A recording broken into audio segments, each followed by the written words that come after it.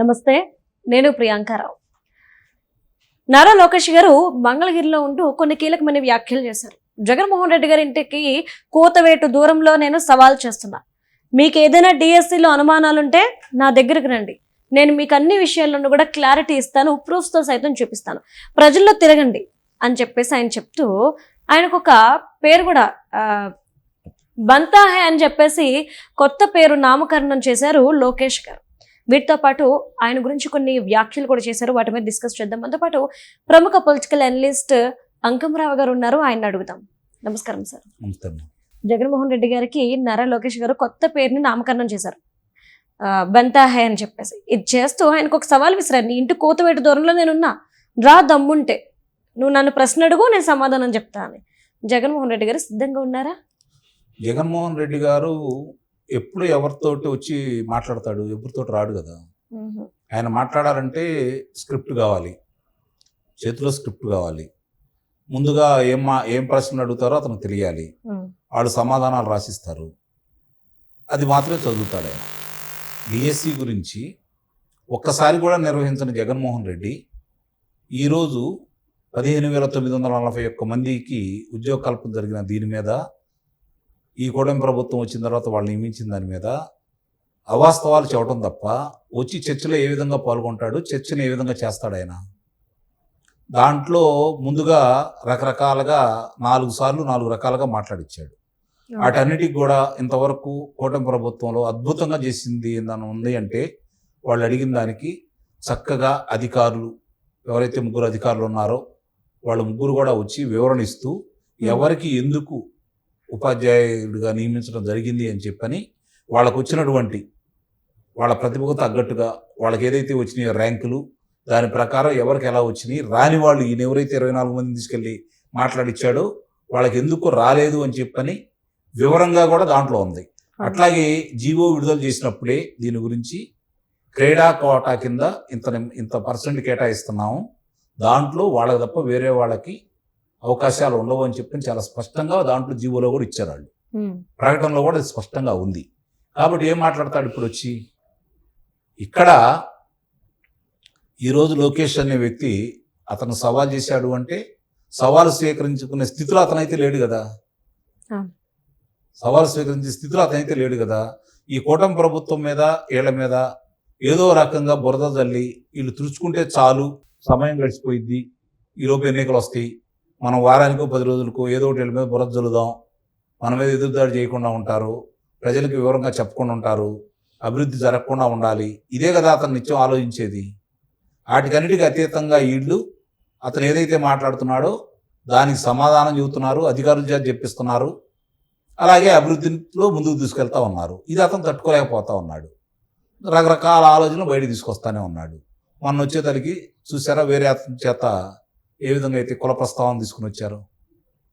గతంలో డిఎస్పీలుగా 33 మందికి కమ్మవారికి ఇచ్చారని చెప్పని, 37 మందిలో 33 మంది కమ్మవారికి ఇచ్చారని చెప్పని ఎన్నికల ముందు దుష్ప్రచారం చేస్తే ప్రజలు నిజమే కావాలని నమ్మారు. కారణం ఏంటంటే ఆ రోజు ఇంత వివరంగా వీళ్ళు చెప్పలేకపోయారు. ఆ రోజే డిస్ప్లే చేసినట్టయితే ఎవరెవరు వాళ్ళ కులం ఏంటి, ఏ స్థానంలో సిఐగా చేస్తే ఈరోజు డిఎస్పీగా ప్రమోషన్ వచ్చింది, ఇవన్నీ కూడా చెప్పలేకపోయారు. చెప్పలేకపోయిన దానికి వాళ్ళకి నిజమని నమ్ముకున్నారు ప్రజలు కూడా.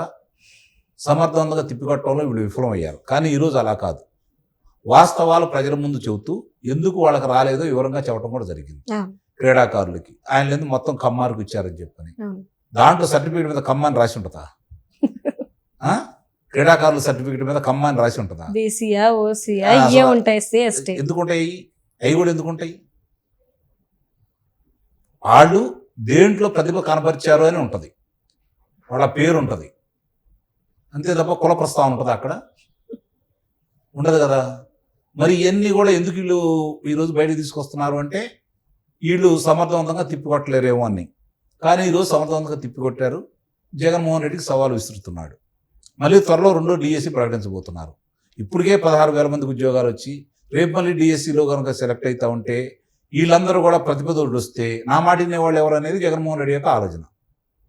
కాబట్టి ఈ విధంగా మాట్లాడుతున్నాడని అయితే నేనైతే భావిస్తున్నాను. అతనికి విషయం అక్కర్లేదు, మంచి చెడు అక్కర్లేదు, ప్రజలకు లాభాల నష్టాల గురించి అతనికి సంబంధం లేదు. అతను ఏదో ఒక మాట మాట్లాడేస్తాడు, దాని గురించి వీళ్ళు కూడా మాట్లాడుతూ ఉంటారు. అసలు విషయాలు పక్కకి వెళ్తూ ఉంటాయి. అభివృద్ధి గురించి మాట్లాడకుండా ఉంటారు, పెట్టుబడుల గురించి మాట్లాడకుండా ఉంటారు, అతని గురించే మాట్లాడుకుంటూ ఉంటారు. నిత్యం తప్పైనా ఒప్పైనా అతని గురించే ప్రజలు చర్చించుకోవాలని చెప్పనైతే అతను భావించి ఇలాంటి అంశాలు బయట తీసుకొస్తున్నాడు అని అయితే నేను భావిస్తున్నాను. అంటే జగన్మోహన్ రెడ్డి గారు ఎవరైతే గుడివాడ అమర్నాథ్ ఉన్నారో ఆయనకి ఫోన్ చేసి సభాష్ నువ్వు మంచిగా మాట్లాడావనే అంశాన్ని కూడా ఈరోజు లోకేష్ గారు ప్రస్తావించారు. ఒక స్త్రీ మీద ఇలాంటి వ్యాఖ్యలు చేసిన బుద్ధి ఉందని తిట్టడం అనేసి అలా ఎలా అంటారు? రేపులు చేసిన వాళ్ళు, హత్యలు చేసిన వాళ్ళు, గాంజా వ్యాపారం చేసేవాళ్ళు, దావన పోయిన వాళ్ళని కొట్టేవాళ్ళు, వాళ్ళని చూడటానికే తెనాలి వెళ్ళాడు ఈయన. మాజీ మంత్రిని ఎందుకు అభినందించడం అనుకుంటారు మీరు? అతను నైజమే అది కదా. ఎలాంటి వాళ్ళని ప్రోత్సహిస్తాడు అతను? ఎలాంటి వాళ్ళకి భుజం తడతాడు? ఎలాంటి వాళ్ళకి టికెట్లు ఇచ్చాడు? రేపు పొద్దున ఎలాంటి వాళ్ళకి టికెట్లు ఇస్తానని చెప్పి అతను మాట్లాడుతున్నాడు. మీరు జైలుకి వెళ్ళండి, ఏమవుతుంది? నేను జైలుకి వెళ్ళి రాలేదా? నేను ముఖ్యమంత్రిని కాలేదా? మీరు జైలుకి వెళ్తే మీకు అది క్వాలిఫికేషన్ అంటున్నాడే, రోల్ మోడల్ గా రోల్ మోడల్ గా తీసుకోమని చెప్పి అతని గురించి చెబుతున్నాడే. మరి అతను అమర్నాథ్కి ఫోన్ చేసి అభినందించడంలో మనం ఆశ్చర్యపడాల్సిన అవసరం ఏముంది? అట్లానే ప్రవర్తిస్తాడు, అలానే మాట్లాడతాడు, ఆ విధంగానే వాళ్ళని ఎన్నిక చేసుకుంటా ఉంటాడు, అలాంటి వాళ్ళనే ప్రోత్సహిస్తూ ఉంటాడు. రాష్ట్రంలో అశాంతి కావాలి అతనికి, రాష్ట్రంలో పెట్టుబడులు రాకూడదు, రాష్ట్రంలో ఉద్యోగ కల్పన జరగకూడదు, రాష్ట్రంలో నీటిపారుదల ప్రాజెక్టు పూర్తి కాకూడదు, పోలవరం పూర్తి కాకూడదు, అమరావతి పూర్తి కాకూడదు. ప్రజలు ఆకలితోటే అల్లాడిపోతూ ఉండాలి, తను ఇచ్చే పథకాల మీద వాళ్ళు ఆధారపడాలి. ఇదే కదా అతని కోరిక.